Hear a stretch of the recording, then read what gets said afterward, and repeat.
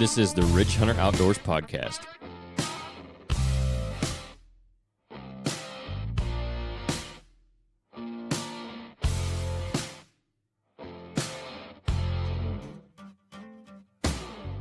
What's up, everybody? Welcome to episode number 89 of the Ridge Hunter Outdoors podcast. Kenyon Clark here with you this week. I'm by myself, so it'll probably be a little bit shorter of an episode, but I'm going to try to keep it interesting. I think the topic is interesting, at least. I was hoping to cover this one with Jeff on here and Nate and Dad, actually all of them.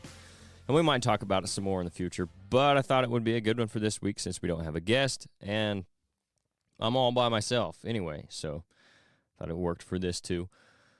I've had several conversations with guys over the past few weeks about this particular topic. I've seen it in discussions on the internet a lot over the past, I don't know, five or so years, probably even. And it's a relatively new topic in certain areas because of certain legislation, and it was a new topic here in Illinois a while back, and I have some thoughts on that as well. But we'll be talking about whether or not people should be able to hunt with a crossbow during archery season. And that's really kind of where the argument comes in, I think.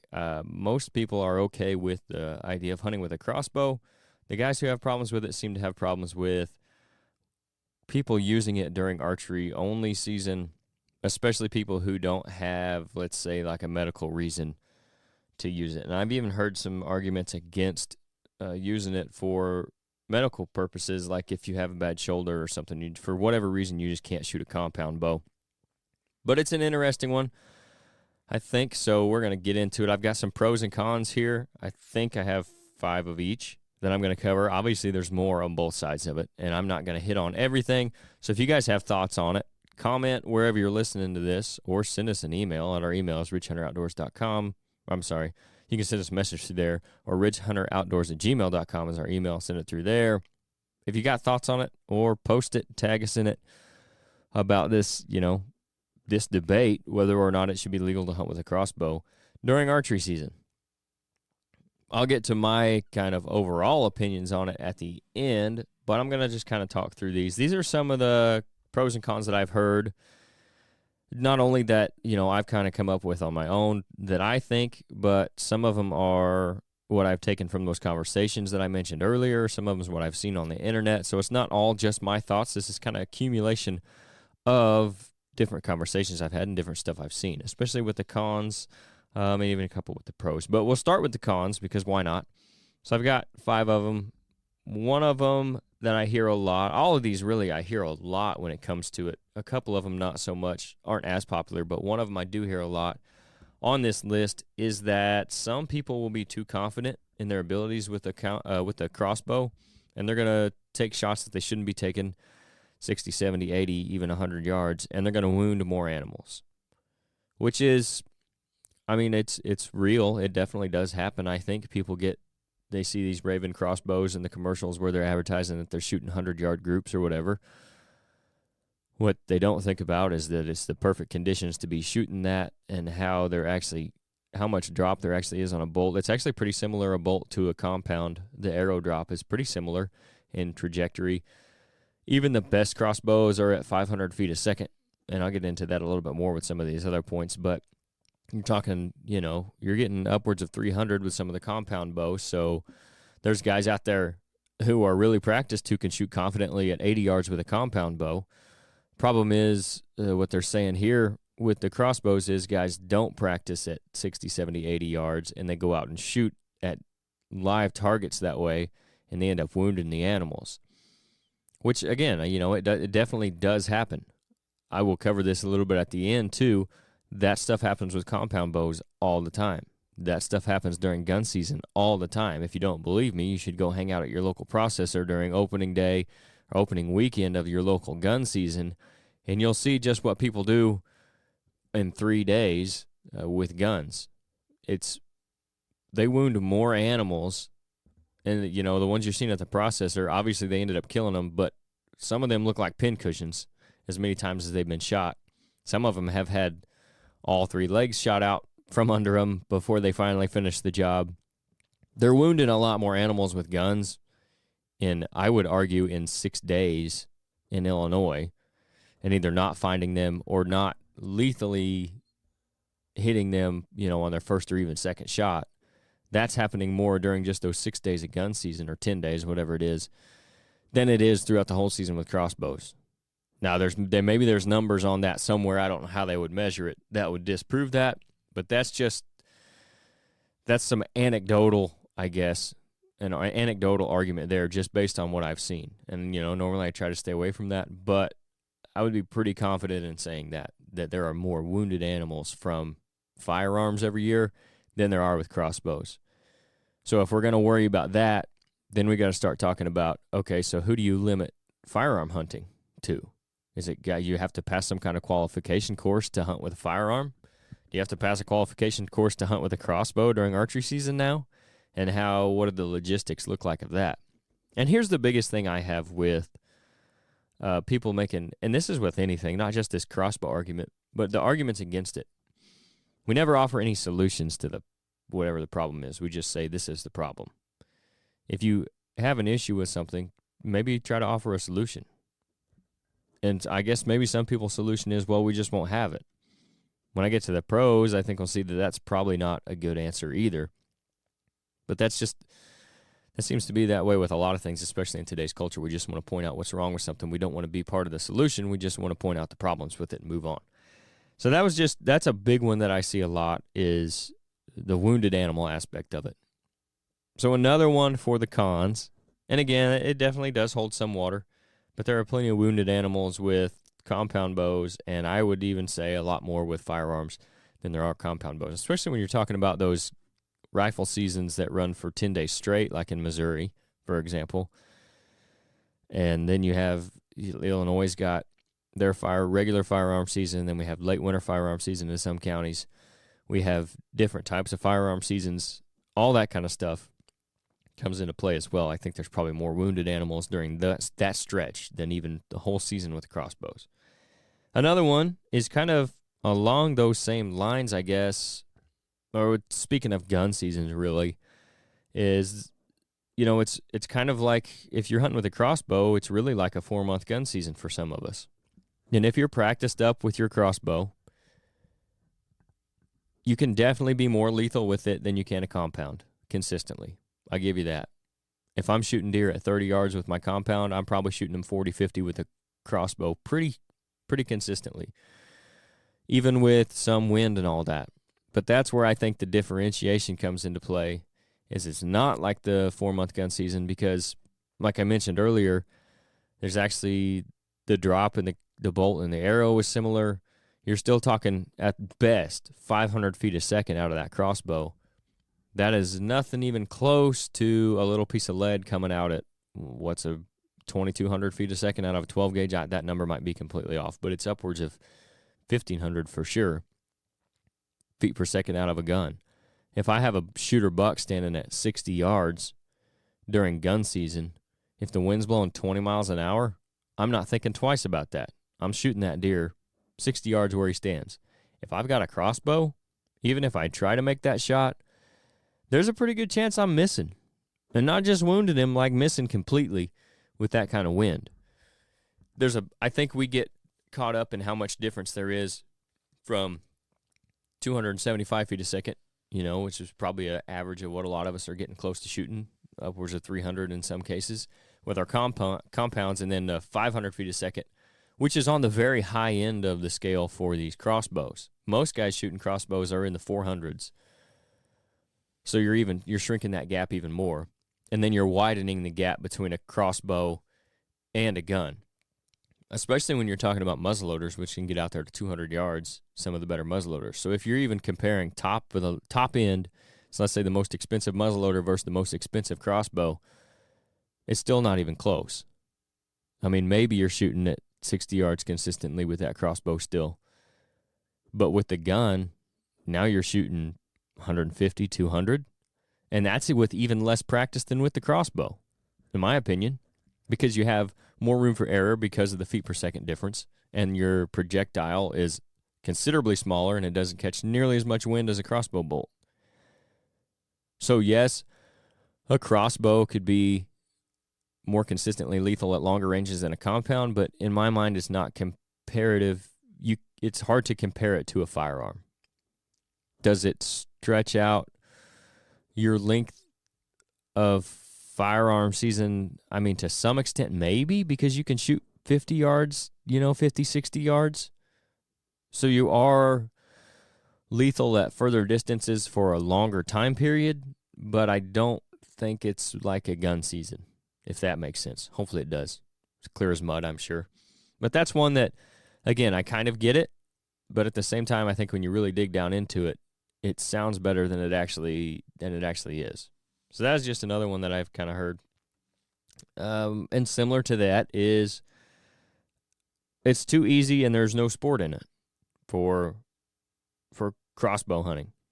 And this is, again, something I'll cover at the end, but one thing, first off, I won't get into it too much yet, is you got to remember that not everybody's hunting for sport. So the easiness factor of it doesn't really come in my mind, as a con. Do I think that, am I more impressed if you shoot, so let's just take someone, 25-year-old man who's in decent shape, who can shoot a 60-pound compound or shoot a crossbow. Am I more impressed with him killing a 150-inch deer, we'll say, for sake of argument, at 20 yards with his compound or 40 yards with his crossbow? I'm leaning towards the compound bow. I'm going to be more impressed with that because it is more difficult. However, it's hard for me to see that really as a con. If you don't care, then what does it matter? If you don't care that maybe your buddy thinks, well, if you'd have shot him with a compound, it would have been cooler, then why does it matter? It's hard for me to see that one too much as a con, and I get it. Yeah, it is easier, especially from the ground. There's less movement. You can get more places. If you're talking from a tree stand, even, an elevated blind's probably similar, maybe more easier because you can get away with you don't have to swing the crossbow around as much as you would like in a tree stand, where I think the advantage at least goes to the compound for mobility in a tree stand. Obviously, again, not for range necessarily. For some people, sure, but mobility, yeah, the edge would go to the compound in that case. But still, I do think it is more challenging to shoot them with a compound than a crossbow. But I don't see that as a big con to why we shouldn't be letting people do it. It's not like we're going to see our deer herd decimated because people are hunting with a crossbow all through archery season because it's that much easier. And again, it goes back to what I was talking about with the gun season. If you've got a lot of wind, it's still an arrow coming out of that thing, essentially. It's still going to catch wind. There's cases where it's not incredibly easier than hunting with a compound. There's definitely not as much skill in shooting a crossbow as there is a compound, but back to it again, it's hard for me to see that as a con. So that's another one that I hear a little bit. That one's not, it's popular, but maybe not as popular as some of the others. And here's another one that's kind of the same way. It's not one that you hear a lot, but it's definitely one that I've heard. And it's that it's similar to that one, that there's no discipline in hunting with a crossbow like there is a compound bow. So if you're going to be lethal and consistently killing deer, even out to 30, 40 yards with a compound bow, you got to practice. That's all there is to it. We preach it all the time. And if you want to be fair to the deer, sure, you have to practice. No doubt about it. You got to get out there and shoot that thing. You got to have discipline to practice it and be confident with it. And that comes down to even just making the shot, period, is being confident with your equipment. And to do that, you have to practice with it. With a crossbow, can you get out there and probably shoot it twice and set it on the shelf and then go get it and go back out there and hunt and be confident? Sure. And you probably can be lethal. Absolutely. So there is definitely less discipline in shooting a crossbow than there is a compound bow. No doubt about it. I don't think you can make the argument otherwise. But just like the last one, it's hard for me to see that as a con. Because why should you have to have that discipline to be able to go out there and hunt and enjoy the outdoors and harvest an animal that either feeds your family and yourself or brings you some kind of joy, or just to get out there and be in the outdoors and enjoy being in the outdoors and having that opportunity? Why you have to be disciplined to a certain point and who decides that, I don't know. So again, that's a hard one for me to see as a con. But that's just another one that you do hear occasionally. It's not the most popular for sure. And I get it. Again, I totally agree. There is definitely more discipline in compound hunting than there is crossbow hunting. Just it's a hard argument against why people shouldn't be able to hunt with a crossbow. Now, the last one I've got for cons is an interesting one, and that is that poaching is going to increase. Say you can throw a thermal scope on a crossbow, even if you're just using a spotlight or something out after dark, if you're not where you're supposed to be shooting them. And the idea is that it doesn't make as much noise as a gun, so you're not going to get caught as easy. The neighbors don't hear it and call and say, hey, someone's out here shooting, which most of the time is not that rare of an occurrence, I don't think, in a lot of places where people are poaching deer anyway or hunting, period, especially with coyote season running parallel to deer season. So it's hard for a neighbor to call just because they heard a gunshot. But there's definitely, I could see that holding some water. Guys shooting from vehicles with their crossbows or, again, with their thermal scopes. Do I think you're going to see an increase in poaching because of it being legal, though? No. That one, if you're going to, it's kind of like the gun argument that you see a lot. If they're going to do something illegal, they're going to do it anyway. So if you make crossbows legal to hunt with throughout archery season, it's hard for me to see, again, that one, how it makes it easier for guys to poach them. Maybe because they say, hey, it's got a broadhead hole in it, I shot him during daylight, instead of it's got a gun hole in it. So if they come and investigate, maybe it's easier for them to get away with it. Maybe that's the angle we're coming from there with that one. But again, it's not like there's going to be extra guys poaching because it's legal to hunt with a crossbow. Guys that are going to poach are going to do it whether it's legal to hunt with a crossbow or not. We're not going to make new poachers because we're making it legal to hunt with a crossbow. And if we do, it's not going to be an exponentially higher number than what it is now. I don't think you're going to see any big effects from it. So that's another one that's just, and these are, again, some of the most popular ones that you see, and some of them that I think hold a little bit of water that maybe necessarily aren't as popular. But again, it's most of them, in my opinion, are easier to argue against than they are to argue for. So you can probably kind of see where I'm going with this, just based on what I've covered there with the cons. But I'll get into the pros of it now. And these are, again, some stuff that I've heard in conversations, stuff that I've seen on the internet, stuff that I've come up with on my own. But the first one I got is, and I think it's the biggest one maybe of all of them, and there's a few of them that kind of go with this, but it's accessibility to hunters of, all shapes, sizes, and ages. If you've got a guy who maybe couldn't get a medical excuse for hunting with a crossbow, but he couldn't hunt with a compound for whatever reason it may be, now he can go out there and he can still hunt. Maybe he's just not as strong as he used to be for whatever reason, and you can't hunt with a compound anymore or be as confident with it, so they're moving to a crossbow. That's accessibility for those kind of people. It's accessibility to the age thing on both sides of the scale. We got a lot more kids hunting nowadays than we ever have, I think, during archery season, because they can pull a trigger. It doesn't take much muscle to pull a trigger on a crossbow, but you got to be up to, I believe it's 35 or 40 pounds to legally hunt with a compound bow.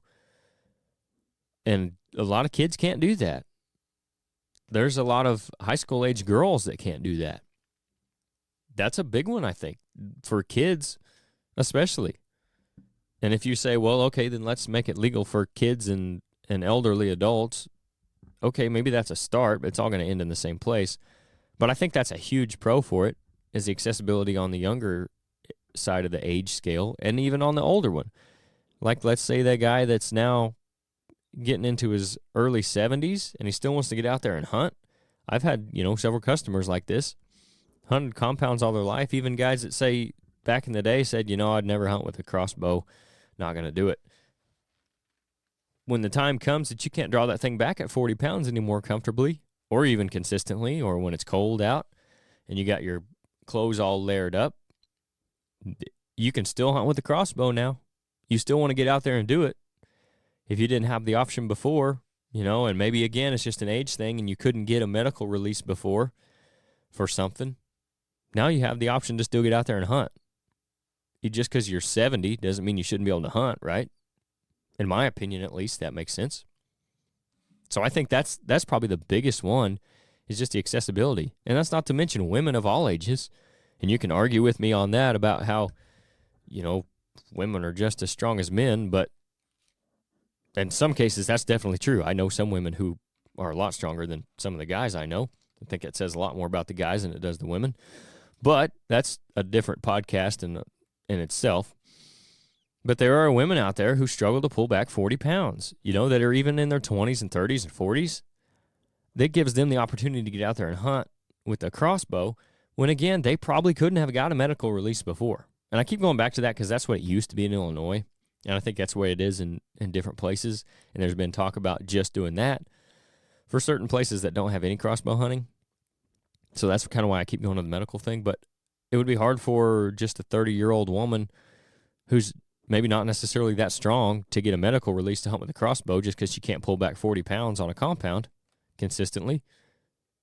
Now she can get out there and hunt and enjoy the outdoors. And why should she not be able to do that because she's a woman in her 30s who's not as strong as maybe some other girl that's 25 or 45 or whatever? So I think accessibility is probably the biggest pro to it. And that kind of goes into what I'm going to hit when I get to the end of these first few. But I'll keep going on here. It also is an introduction to the sport for some who may not have hunted otherwise. I think there are people who see that it's legal to hunt with a crossbow who are more apt to start hunting with a crossbow than they would have a compound because maybe they're scared of hunting with a compound bow. Again, maybe the ability's just not there. It does take more discipline like we covered earlier. So if they don't have the discipline, and they don't have the time to build that discipline and they want to get out there and hunt this year, the crossbow allows them to do that. And then maybe they evolve into hunting with a compound bow. But I think it allows a lot of new people to get into it that wouldn't have otherwise.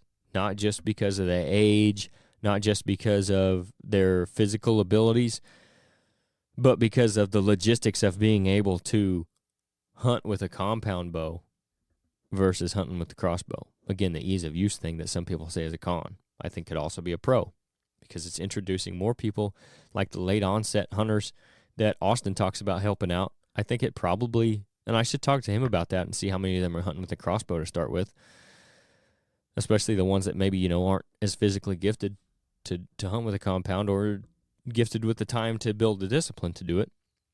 That would be interesting to see how many of them are hunting with crossbows. But I think that definitely happens. People are now hunting with crossbows and they get into the sport and they learn to love it. And then maybe they move on to a compound. Again, especially depending on what reason they're doing it. So another one is kind of the same way with that. Part of that, people who don't have the extra time to put in the practice it takes to hunt with a compound. So let's say not even someone who didn't hunt before, like that last pro that I just covered. Let's say someone who's hunted all their life. Maybe they got a new job now. Maybe they've moved off, but they still want to come back to hunt wherever home is because they can't hunt wherever they move to. They don't have property. They don't want to do public land, whatever it is. For whatever reason, maybe they don't have time to put in that practice to build a discipline with a compound to be able to hunt and be lethal and be confident. Now those guys still get to hunt, and gals. Now they can still go out there and pick up their crossbow. Again, if they have one night a week, an hour to practice, that's not enough with a compound bow. If you haven't been, it's just period. It's not enough with a compound bow to be able to hunt and be consistently lethal and be fair to the game. An hour a week practice. And you're going to get tired anyway, and then you're going to fall into bad habits if you're not used to pulling back that bow. You're using different muscles. And then bad things happen when you get out there in the stance. But if you have an hour with a crossbow, you can be really lethal with that thing. So it gives them the opportunity to get out there and still hunt. You'll notice a common theme with these pros is it gives people the opportunity to be in the outdoors and still hunt. So for whatever reason, if they don't have the time to practice, and maybe people use that as a con too, and well, if they don't have the time to practice, they just shouldn't be hunting. To me, that is a horrible way to look at it. Just because they're in a certain situation where they don't have the time to practice does not mean they shouldn't have the same opportunity to get out there and enjoy the outdoors that the rest of us do. That the ones of us that are blessed enough with the time to practice, get out there and do it with a compound. So again, this overarching theme is kind of leads into my next pro, is that overall, with everything, more hunters is a good thing. And all of those that I just covered lean towards more people coming into the outdoor hunting world, finding a love for it, at least an appreciation for it. Even if they don't love doing it, they will build an appreciation for doing it. And that's more people that we're going to have on our side when it comes to legislation and voting on things that could eventually hurt us, whether that be taking away public lands that we hunt, whether that be using trail cameras or not. That's a big one that's coming down. We've done podcasts on that before. The more people we have on our side as far as hunters go, the better off we're going to be when it comes to that kind of stuff. The less power that the politicians who are out of touch with what actually goes on where we're at will have over us, because we'll have more numbers. And that is overall a positive thing. I don't know what argument you could have against that. Maybe there is one. If you have one, send it to us. I'll probably just tell you you're wrong, because in my opinion you are. More hunters is a good thing. Does it create more competition on your public ground? So now you want to whine about how you got to work harder to go out there and kill a big buck on your public ground? Okay. Work harder and kill a buck on the public ground. There's no it's not yours. Now you got people hunting the neighbor's property that their family started hunting or something and they'd never hunted it before, so now it's harder for you to kill a deer on that property. Does that suck? Sure. But that's still an overall benefit to us as a group, as hunters. Just because it's harder for you to kill that buck now, maybe you got to do something different. Maybe you got to become a better hunter. Maybe that overall is a good thing, because maybe you got complacent and lazy, and now that you got some competition, you got to get better at what you're doing. So that's probably a good thing anyway. So I think just in general, more hunters is a good thing. Again, if you have an argument on that, send it to me. I'd be glad to hear it. If you talk to me sometime, let's talk about it. I just think it's a positive thing. The last one I got for pros is it leaves the option to the hunter. And this is one, again, I'll cover here at the end a little bit more. But it gives you the option. If for all those reasons that I just covered, if for whatever reason you can't hunt with a compound, maybe you just want to try it. Maybe you just want to try hunting with a crossbow just to see how much easier it actually is, or how much more lethal you can be, or you got a buck that's you can't get close enough to kill with your compound. You're not going to be able to hunt gun season. You don't want to wait till gun season to kill him. You have the option to go out there with a crossbow and kill that buck. And you can be happy about it. You don't have to be, I didn't get to kill him with a compound. Guess it doesn't count. Again, are some of your buddies probably not going to be as impressed as if you would have killed him with a compound? Sure. But you got that buck down because now you have the ability to do it with the crossbow. I think that's probably a good thing. You killed him before one of your neighbors did. He's on your wall, not theirs. Now, are you mad about the crossbow thing? Back to the main point. It gives you the option. It does not give the legislators the power to tell you what you can and can't hunt with during archery season. What is and what isn't, ethical archery equipment. Especially back to those ones that have no idea what actually goes on where we're at and out in the wilderness and hunting in general. So, again, I'll cover a little bit more of that one here at the end, because I think that's a big one. Maybe I'll just start with that on my overall thoughts. I just don't think it's the government's job to tell us what we can and can't hunt with, to a certain extent. Obviously, 50 cal is probably a little much to be deer hunting with. I think there are obvious places to draw the line on that, but when it comes to a crossbow versus a compound bow, I don't think that's a good place to draw the line and let the government say, hey, you can't use that. It's just, there's just not that much of a gap between a good compound bow and even the best crossbows, let alone the crossbows that most people are shooting that are not shooting 500 feet a second. When you're talking about shooting 370 to 420 versus shooting 275 to 320, 340 with your compound. There's not that much a difference in it. I don't think it's the government's job to tell us we can't do that. So that's the first kind of overall thought on this, kind of just to wrap it all up. What was going to be my first one, and you could probably tell from this, is I don't care what you use as long as it is legal and as long as you're ethical with it. That's pretty much my stand. That's my stance on a lot of things in life, but especially when it comes to hunting. And if they want to make it legal, I do think it's an overall net benefit that crossbow hunting throughout the season it's throughout the archery season. I think it's a net benefit. Are there cons to it? Yep, we covered some of them. I gave you my thoughts on them. I think some of them hold a little bit of water, but overall, definitely think it's more of a positive. And in my opinion, I really don't care what you're using. As long as it's legal, as long as you're ethical. Again, am I going to be more impressed with the guy killing one with the regular bow? Just like I would be more impressed with the guy killing one with a stick and string from 10 yards on the ground than I would be with the guy with a compound at 30 yards. I'm going to be more impressed with the guy at the compound at 30 than I am the crossbow at 50. But that has nothing to do with whether or not I think it should be legal. So, there's that. I really don't care if you guys want to use them. Go out there and use them. I think overall it's a benefit. And I think when it comes to the legality of it and those places that are trying to get legislation passed for it, I think if a lot of people would think about it from some different perspectives, they would probably come to the same conclusion.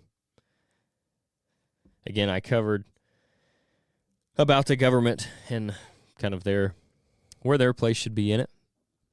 Another one is, stupid people are going to do stupid stuff no matter what they're hunting with. So like we talked about the ones wounding animals because they're shooting too far, they're going to do that crap with a compound bow too. Maybe they're actually more effective with a crossbow than they are a compound because they're trying to shoot a compound at 40 yards when they don't need to be shooting it at 20 versus a crossbow at 70 when they shouldn't be shooting it at 50. They probably have a better chance of killing that animal with the crossbow than they do the compound. So now if you don't let them shoot with the crossbow, they're just out there flinging arrows all over the place at everything that moves on something that takes more skill to shoot than the crossbow. So you're not going to stop stupid people from doing stupid stuff just because you don't let them hunt with a crossbow. That's where I'm at on that argument. Another one that I kind of mentioned earlier that I said I would talk about here at the end is we have to remember that not everybody hunts for sport, and it allows them, maybe they can't get out and firearm hunt for whatever reason. Maybe the season falls wrong for them. Maybe they don't have a gun to hunt with. Maybe something stupid happened to them. Maybe they did something stupid when they were younger, and they can't get a firearm now. It gives them the opportunity to get out and hunt and kill deer to feed themselves and their families without having to have the time and the discipline to shoot a compound bow. I think that's a big one that gets lost on us, especially the type of people who are going to listen to this podcast, the type of people who are thinking deer hunting 365, 24 hours a day. At least some parts of the day, 365 days a year, you're probably thinking about it, is not everybody does it for the same reasons. Not everybody's out there just to kill that 5.5-year-old buck or that 170-inch deer. Some people are literally hunting so they can put food in the freezer, especially with the prices of going to the grocery store right now. We probably see that more than ever. We got more new hunters in 2020 because people weren't going to the grocery stores because some of them were shut down. Some cities were shut down. Some places the prices were just even higher than they are now, so they couldn't. We got more new hunters because of that than we have anything in the past 10 years. Because people just needed to get out there and kill something to eat. And some people go through that every year. That's where they're at. That's how they feed their family through the year without breaking the bank, is they go kill 2 or 3 deer a year. If they can't get out there and do that during gun season for whatever reason, or maybe they aren't successful during gun season, maybe they're the ones that have the neighbors that are all around them and cut them off from every direction during gun season, but they can now get out there with a crossbow and have less competition and get out there and kill 2 or 3 does a year with their crossbow when they couldn't have done it with a compound, and now they can feed their self and their family easier for the next year, and they don't have to worry about where their protein's coming from. So that's a big one I think that gets missed, is not everybody's doing it for sport. The ones that are doing it for sport, I think even if they start with the crossbow, are going to eventually want to go to a compound. The people who are able to shoot with a compound, who have the time to build the discipline, and hunt for sport, are generally going to go that direction than they are with a crossbow, in my opinion. And that's why I do it. That's the reason I don't shoot a crossbow, even though the option is there for me, is I just like having to get that deer within the 30-yard window and having to be able to pick the right moment to draw back and then watching that arrow fly from the compound bow. That's half, maybe over half of the enjoyment for me of hunting. So that's why I do it. And I think a lot of people, even if they start with a crossbow, like I talked about earlier, even if that's what gets them into hunting, if they're doing it for the sport, they're eventually going to move to a compound anyway. And maybe even from there, they move to a traditional bow. I know a lot of guys who have even done that. They've got to where they're so confident they've killed, they've been blessed to kill a lot of nice deer with their compound bows, so they want something even more challenging, or they just want to do something different, so then they move to a traditional bow. And that's something that was just like this conversation we're having now, is when they first started making these compound bows that shot 300-plus feet a second. Guys were having the same conversation about how much sport was really in that and how it was too easy versus what they had before and all that same stuff. It's always evolving and changing. They're coming out with new stuff all the time. These are the same conversations they had about that stuff. So I think the people who are doing it for sport, who are able to do it for sport, who are blessed like me to have the opportunity to do that and the ability, are going to eventually move to a compound anyway, even if they started with a crossbow. And finally, again, overall, I think the crossbows have been a benefit because of the accessibility and the increased number of hunters just in general.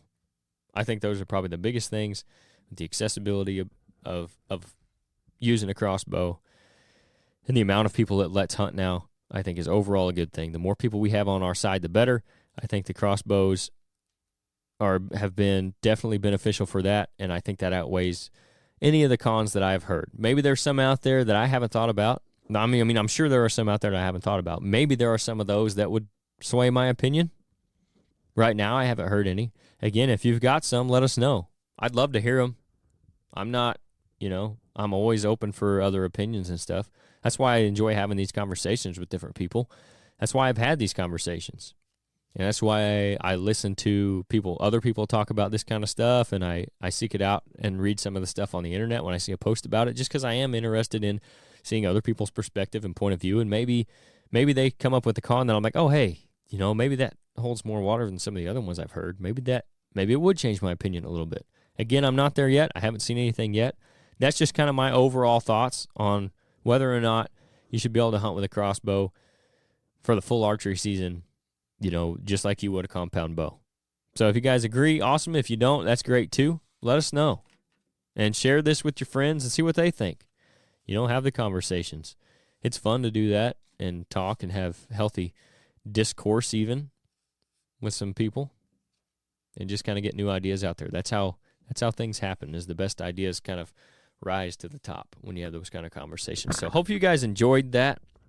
Again, I apologize for it being just me this week, and we've missed a couple full draw Fridays as well, so I'm going to try to catch up on those over the next few weeks as well, especially as we get closer to the season. We're almost time to plant fall food plots. We're getting prepped for those right now. Some places it is time to plant those, so we're getting real close to it being deer season. We got 2 months here in Illinois, and some places don't even have that much. I know, like Austin, he's getting ready to go hunt down in Kentucky in 3 weeks, basically. So it's right around the corner. But again, appreciate you guys that tuned in this week and stuck around to this point. And if you got thoughts on anything I talked about, make sure to let us know. But before you get out of here, don't forget about our sponsor for the episode, Rodney Hawkins. If you guys want your own piece of ground to manage and hunt, with or without a crossbow, maybe you have a piece of ground you're looking to get listed, Rodney's got to talk to. He grew up hunting and fishing in southern Illinois. Now he's putting that love for the outdoors into selling recreational properties as a land specialist with Midwest Farm and Land. If you guys haven't heard about them, you haven't listened to the podcast, but I'll go ahead and fill you in. Midwest Farm and Land isn't your average real estate company. They sold over $85 million worth of ground last year alone. They've got agents like Rodney all over Illinois, so they're really a local company with a national reach. For more info on them, any properties that may be available, just to tell them what you're looking for, maybe you're looking to get your own property listed, just contact Rodney at 618-925-3153, and he'll get you taken care of on that. He's also got his own company called RHO Outdoors, and they currently carry hard and soft-sided blinds and blind chairs, all from Radix Blinds, in addition to an all-natural scent elimination product called Camo Dust. He's got self-defense weapons now from Byrna. He's also got Tacticam trail cameras, and he's coming out with new stuff all the time, too. He's bringing in new companies and selling new products all the time. So if you want to keep up with that, if you're interested in anything they do have to offer, you can message them through their Facebook page, RG Outdoors. Make sure you go like that, too.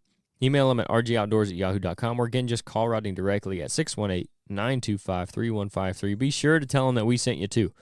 Let them know you heard about it, him, whether that be RG Outdoors or Midwest Farm and Land, on the Ridge Hunter Outdoors podcast. We appreciate that. Our socials, if you guys want to follow us, is Ridge Hunter Outdoors. Facebook and Instagram are the ones we use the most. We have a Facebook group called RHO Podcast Patrons, where you guys can be a part of the conversation more than everybody else. There's going to be some exclusive stuff on there this fall, giveaways and content and stuff like that. We do try to post the guests we're going to have on there. When I can, I post them. That way you guys can ask them questions if you have any. Our website is ridgehunteroutdoors.com. If you see anything on there you like, no matter what it is, use the discount code RHOPOD. That's all caps, no space, and you get 10% off your entire first order. If you're listening on Apple Podcast or Spotify, give us a follow, leave us a review. That helps us out a bunch, and it doesn't cost you anything but maybe a minute and a half of your time. If that, maybe just the half.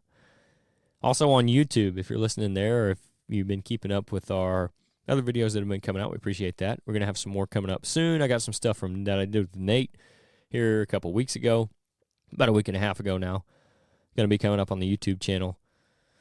If you want to keep up with that, make sure you subscribe, hit the notification bell. We're going to do some cool stuff this fall as well. We got some new guys that are going to be contributing, hopefully. All that kind of stuff can be found again on our YouTube, which is Ridge Hunter Outdoors.